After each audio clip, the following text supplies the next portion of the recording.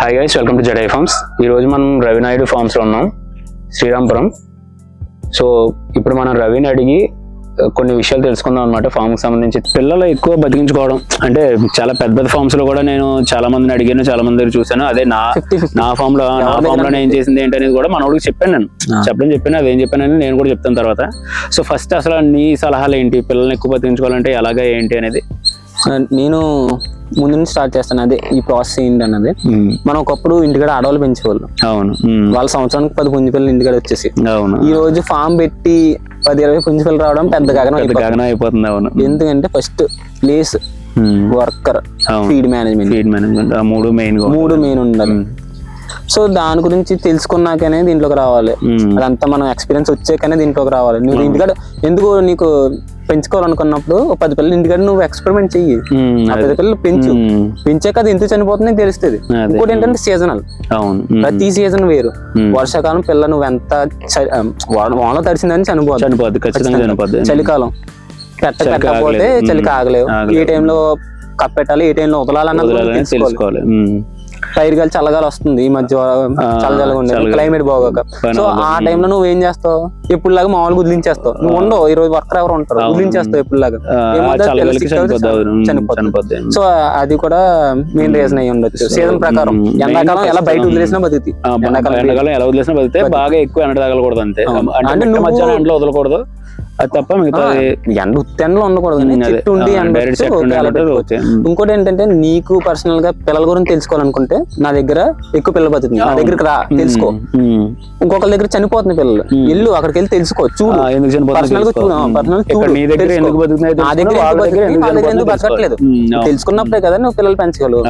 So వెళ్ళు, చూసుకో, వాళ్ళ దగ్గర అడుగు పర్సనల్ గా. లేదంటే ఒక రోజు అంతా స్పెండ్ చేయి. వాళ్ళ టైం లేకపోయినా వాళ్ళ వర్కర్ దగ్గర చూడు, నేర్చుకో. వాళ్ళు ఏం చేస్తున్నారు, వాళ్ళ వర్కర్తో ఏం చేస్తున్నారు తెలుసుకో. అది అందరూ చూపించకపోవచ్చు, కొంతమంది చూపించే వాళ్ళని అడుగు, తెలుసుకో.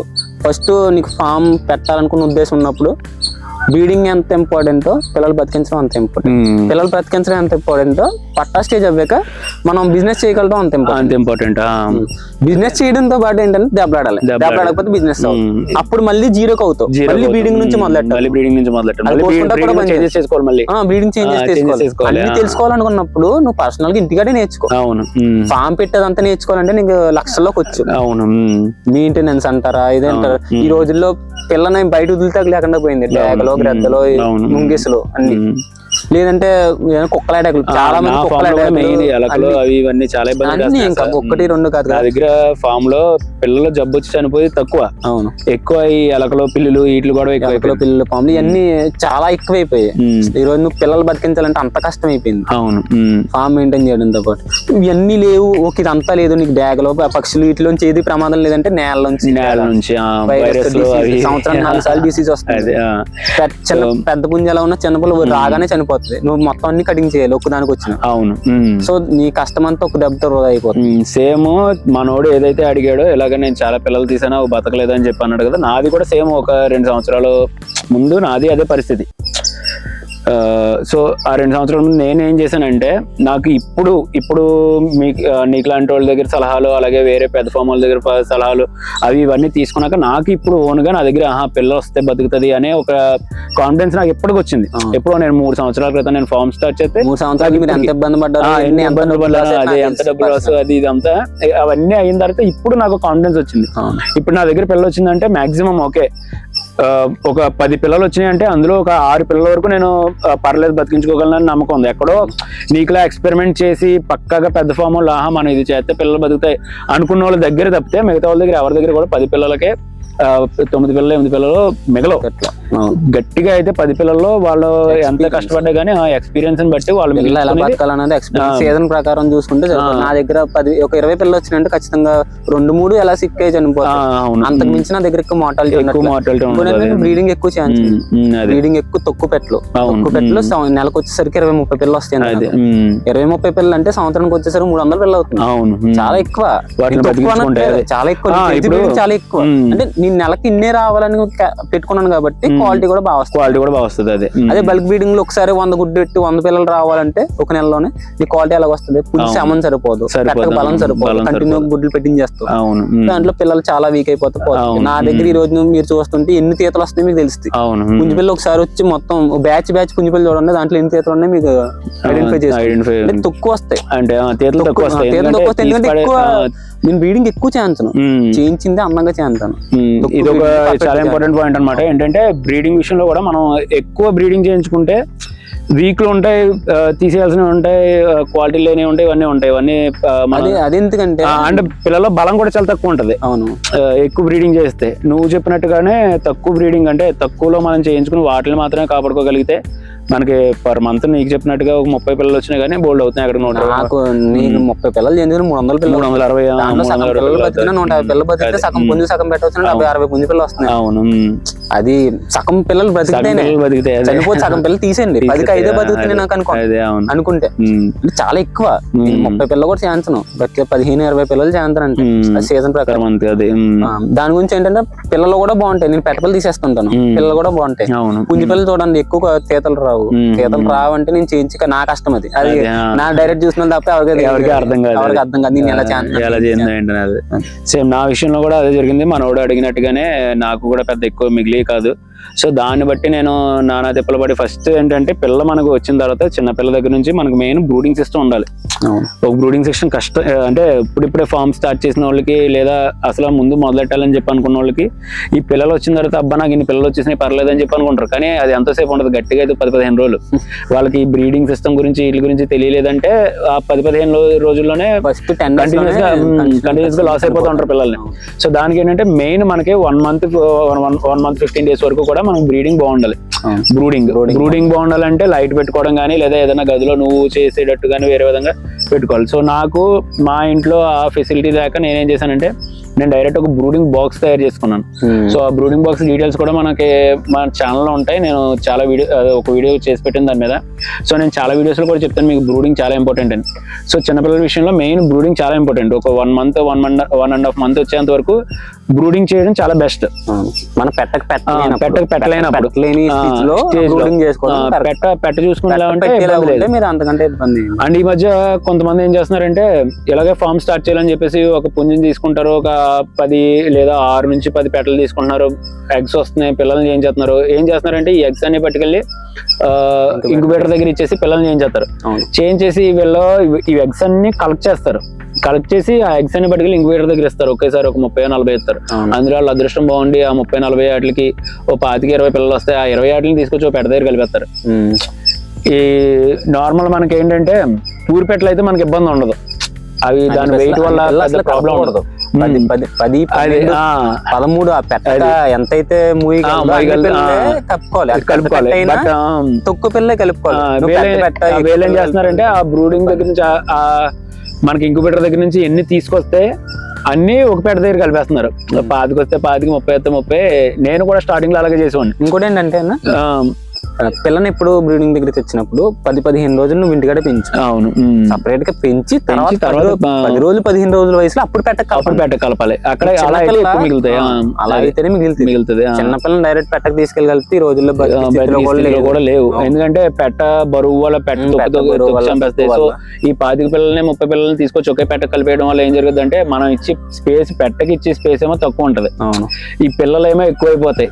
సో పెట్ట ఎక్కువ వాటిని కవర్ చేయలేదు.